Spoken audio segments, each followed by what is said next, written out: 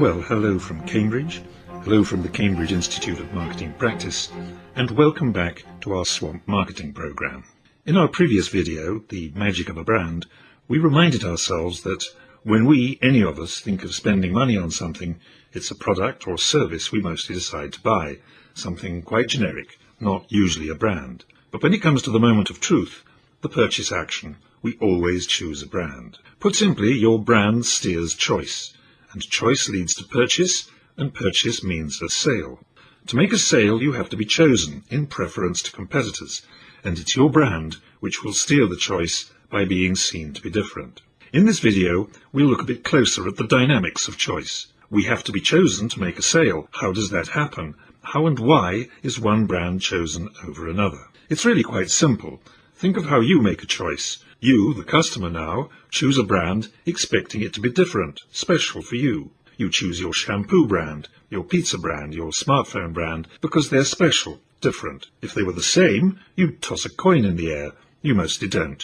You choose your brand because it is different. And if you choose a brand repeatedly, it's because you expected it to be different and special each time. Think of a time you bought the same brand more than once, and maybe even several times. How did that repeated choice come to be made? You expected the brand to be different. You then discovered the brand to be different, and afterwards you remembered that it had been different as you expected. Let's repeat that because it's central to the whole theme. You, the customer, expected the brand to be different and special. You discovered the brand to be different and special. You remembered the brand to be different and special. And you bought it again. So now let's turn that around and challenge your brand. Is your brand going to be chosen repeatedly? Yes or no? Does your customer expect the brand to be different, special? Does your customer discover the brand to be different and special when it's bought and experienced? Does your customer remember the brand to be different and special each and every time? If the answer is a resounding yes, do not weaponize your brand. Your brand does not need weaponizing. It is a missile in flight. But if the answer is no, don't know. Does your customer expect the brand to be different and special? Answer,